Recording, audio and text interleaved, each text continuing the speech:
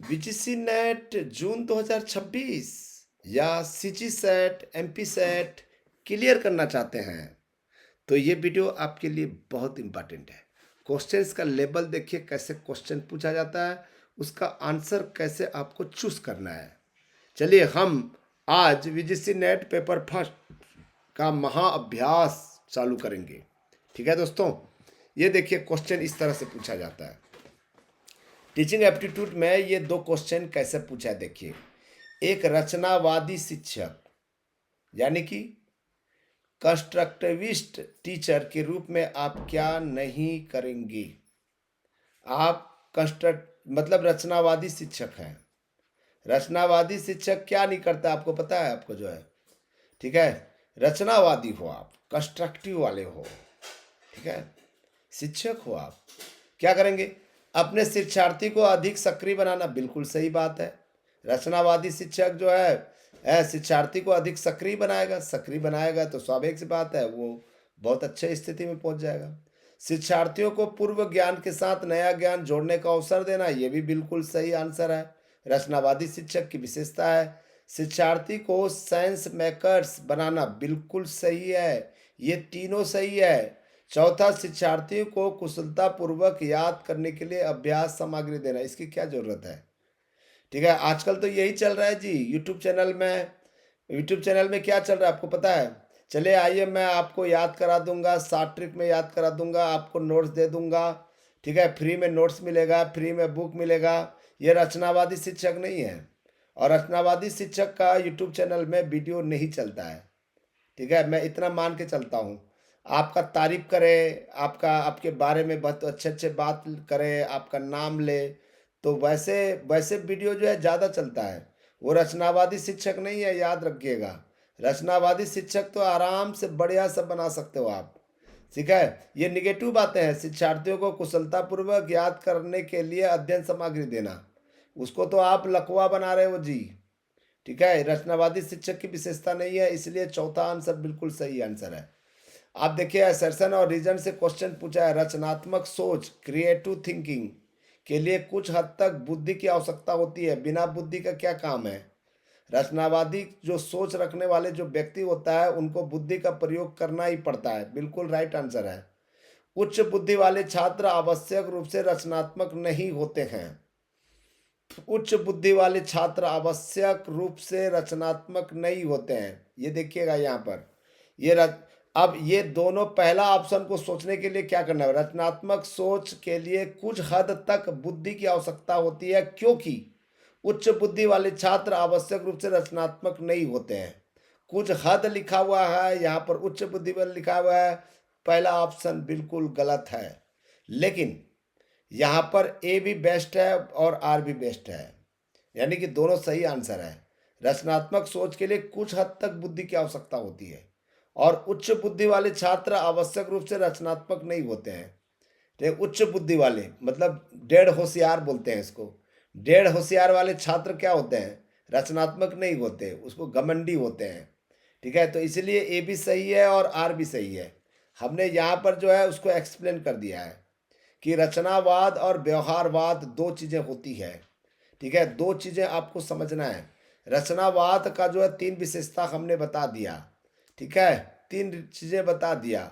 और बिहेवियरिज्म जो होती है, व्यवहारवाद होती है, वो रिकॉल करना, रटने की आदत डालना।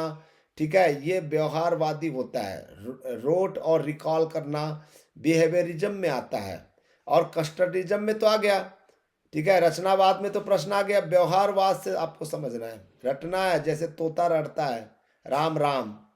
ठीक है, राम राम रट लिया, उसका अर्थ नहीं पता है। तो इसलिए चौथा आंसर जो है बिल्कुल व्यवहारवादी के लिए है, रचनावादी के लिए नहीं है। ठीक है, और उसका जो दूसरा क्वेश्चन था, ठीक है, दोनों सही है परंतु व्याख्या नहीं है। ठीक है, ये आपको याद रखिएगा, थ्रेशोल्ड थ्योरी है, सीमा का सिद्धांत है। इंटेलिजेंस आईक्यू जो होता है, रचनात्मकता के लिए न्यूनतम बुद्धि आवश्यक है, लेकिन उच्च आईक्यू रचनात्मक की गारंटी नहीं है। ये जो है दोनों चित्र दिखाई दे रहा है, आपको इसको समझना है। क्रिएटिविटी जो है अच्छा तो चाहिए, लेकिन बुद्धि चाहिए, लेकिन ज़्यादा बुद्धि भी नहीं चाहिए। ज़्यादा बुद्धि वाले जो है ना, डेढ़ होशियार के लोग होते हैं। इसलिए दोनों ऑप्शन जो है बिल्कुल राइट आंसर है।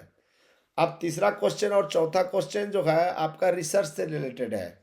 यदि हम सुझाव देते हैं कि एक्स वाई का कारण बनता है, एक्स वाई का कारण बनता है, याद रखिएगा, ठीक है, एक्स कॉस वाई, तो यह किस वैधता से संबंधित है? वैधता की बात कर रहा है, एक्स वाई का कारण बनता है, एक्स वाई का कारण बनता है, कारण बन रहा है यहाँ पर एक्स कॉस वाई, तो यह किस वैधता से संबंधित है? यह आंतरिक वैधता से संबंधित है। आंतरिक वैधता चाहिए, इंटरनल वैलिडिटी चाहिए।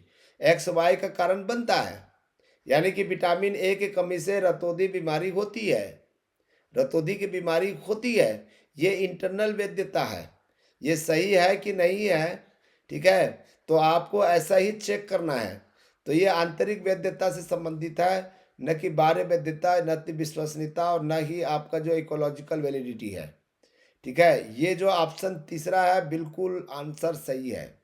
मिश्रित विधि डिजाइन मिक्स्ड मेथड जो है, मिश्रित डिजाइन में क्यूआन, QUAN जो है QUAL का क्या अर्थ है, ये क्वेश्चन पूछ रहा है। ये एक्सप्लेनेटरी है, सिक्वेंशियल है ये, ठीक है। ये दूसरा ऑप्शन जो है बिल्कुल सही आंसर है। मिश्रित विधि डिजाइन में क्यूआन जो है क्यूअल, यानी कि कैपिटल है एक जो है, ठीक है, कैपिटल है, और दूसरा जो है आपका जो है स्मॉल है, ठीक है। कॉज और इफेक्ट थ्योरी जो है आंतरिक वैधता, यह स्थापित करती है कि प्रयोग में किया गया बदलाव ही परिणाम का असली कारण है। यह आंतरिक वैधता का उदाहरण हमने बता दिया आपको कि यह स्थापित करती है कि प्रयोग में किया गया बदलाव ही परिणाम का असली कारण है, ठीक है। यानी कि विटामिन ए की कमी से रतौंधी की बीमारी होती है, यह आंतरिक वैधता का विषय है। व्याख्यात्मक अनुक्रमिक होता है, ये क्वांटिटी फर्स्ट है, ये क्वांटिटेटिव डाटा है, क्वांटिटेटिव इंटरव्यू है, ये इंटरव्यू की तरफ काम करते हैं। स्मॉल है, एक्सप्लेन विथ क्वालिटी। यहाँ पर क्यूआन जो है मुख्य और पहले होता है, और क्यूएल जो होता है स्मॉल होता है, सहायक और बाद में होता है। पहले डेटा फिर व्याख्या होता है। इसी को जो है एक्सप्लेनेटरी है सिक्वेंशियल कहते हैं ये, यानी कि व्याख्यात्मक अनुक्रमिक के नाम से जानते हैं। देखो क्वेश्चन का लेवल बहुत हाई लेवल का है। आईसीटी में क्वेश्चन पूछा है, सुरक्षा वह पहलू जो यह सुनिश्चित करता है कि जानकारी को किसी अनधिकृत व्यक्ति द्वारा बदला न जाए, ठीक है। गोपनीयता अलग चीज होती है, अखंडता और सत्यनिष्ठा। देखिए अगर बदल दिया, मान लीजिए कोई बैंक में आप बैंक के माध्यम से आपने ए ने बी को 1,000 रुपया भेजा, लेकिन सामने वाले व्यक्ति ने 1,000 के बदले में वो 10,000 रुपये ले लिया, 10,000 रुपये ले लिया, तो सत्यनिष्ठा कहाँ रहा? इंटीग्रिटी नहीं रहा इसमें जो है। ये दूसरा ऑप्शन सही है। कंप्यूटर घटक निम्नलिखित में से कौन कंप्यूटर हार्डवेयर से संबंधित नहीं है? या एल्गोरिदम जो है अलग चीज होती है। मदरबोर्ड है, रजिस्टर है, फ्लिप फ्लॉप ये है, लेकिन एल्गोरिदम जो है ना एक प्रकार के प्रक्रिया है, ठीक है। एल्गोरिदम जो है, एल्गोरिदम क्या काम करता है? जैसे मान लीजिए आपने टीचिंग एप्टीट्यूड का सर्च किया, टीचिंग एप्टीट्यूड का वीडियो आपने देखा, ठीक है, और आपने बंद कर दिया, अगले दिन फिर यूट्यूब चैनल खोलेंगे तो टीचिंग एप्टीट्यूड से संबंधित अपने आप वीडियो आ जाएगा, ठीक है। जो वीडियो आपने देखने के लिए इच्छुक किया हुआ है, एल्गोरिदम कहता है कि आपको वही वही पसंद आ रहा है, तो वही टाइप का जो है आपका वीडियो आना चालू हो जाएगा। देखिए अखंडता, सत्यनिष्ठा, इंटीग्रिटी का अर्थ होता है डेटा की शुद्धता। यह सुनिश्चित करता है कि डेटा को अनाधिकृत रूप से बदला नहीं गया है, इंटीग्रिटी, ठीक है। यहाँ पर जो है आपको याद रखना है। एल्गोरिदम क्या होता है? हार्डवेयर में रजिस्टर आता है, फ्लिप फ्लॉप होता है, मदरबोर्ड होता है, ये फिजिकल होता है। सॉफ्टवेयर और लॉजिक जो होता है एल्गोरिदम है। रूल्स होता है, उसमें लॉजिक होता है। एल्गोरिदम समस्या समाधान के नियमों का एक सेट है, लॉजिक है, जिसे हम छू नहीं सकते, बाकी सब भौतिक हार्डवेयर है, ठीक है। अब सातवां और आठवां क्वेश्चन जो है इन्वायरमेंट से है।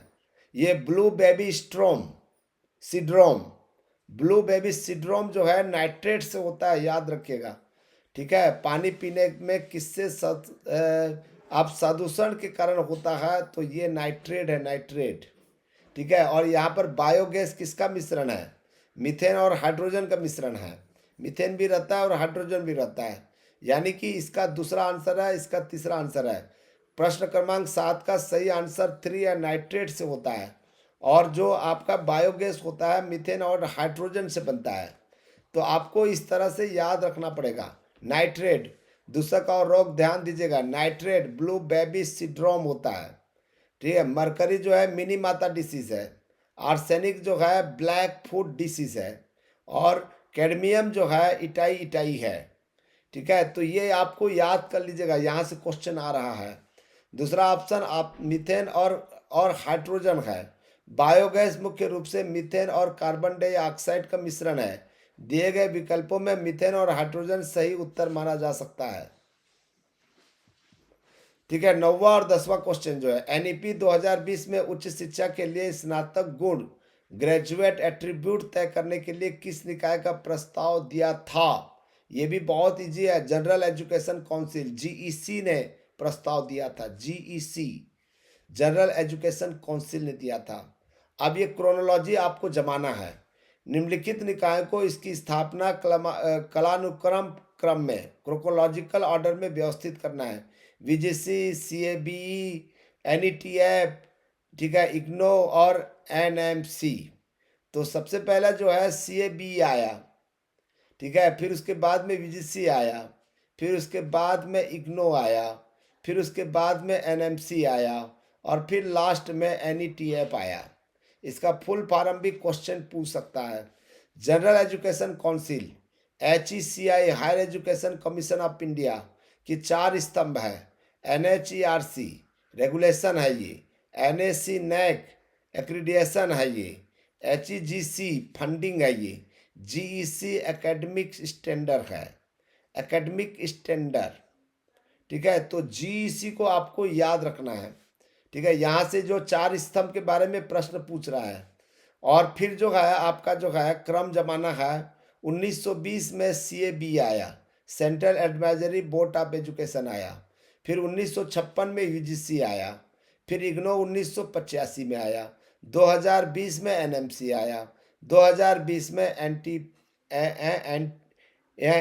NETF आया, नेशनल एजुकेशनल टेक्नोलॉजी फोरम आया, ठीक है, जो अभी आने वाला है, अभी आया नहीं है, प्रपोज्ड है। तो दोस्तों ऐसे ही पढ़ोगे तो ही प्रश्न बन सकता है, ठीक है दोस्तों। Thank you thank you thank you. निरंतर अभ्यास ही JRF की कुंजी है। ज़्यादा से ज़्यादा शेयर करें, लाइक करें, कमेंट्स लिखें। क्या अगली बार ऐसे ही वीडियो आपको चाहिए तो ज़रूर बताइएगा। Thank you thank you.